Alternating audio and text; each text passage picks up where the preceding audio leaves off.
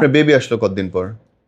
আমার ফার্স্ট ফাইমের ঘরে ফার্স্ট একটা বাচ্চা মিসক্যারেজ হয়ে যায়। জি। মানে আমার শ্বশুর তখন ওই যে আমাকে র্যাব পুলিশ দিয়ে অনেক ভয় দেখাইতেছিল, আমি এই বাসা থেকে ও বাসা পালাচ্ছি, ও বাসা থেকে ও বাসা পালাচ্ছি, মানে মেন্টাল ডিপ্রেশনের চোটে ফাইমকে নিয়ে যশোর আটকায় রাখছে 3 মাসের জন্য।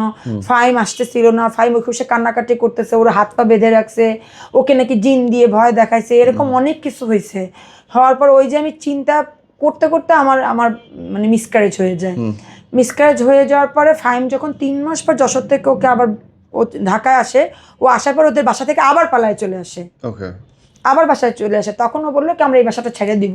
আচ্ছা ছাইড়ে আমরা নিকেতনে আসি, নিকেতনে 1 নম্বরে। ওই তখন আমার আবার কনসিভ হয়। আচ্ছা। এই তখন 2016 সালে ওই যে হোলি আর্টিসানের ঘটনা না, ওইটা 3 দিন পর আমার মোহাম্মদ ইউনাইটেড হসপিটালে হয়। বাবু আসে 3 দিন পরে হ্যাঁ, এটা? হ্যাঁ। ওকে।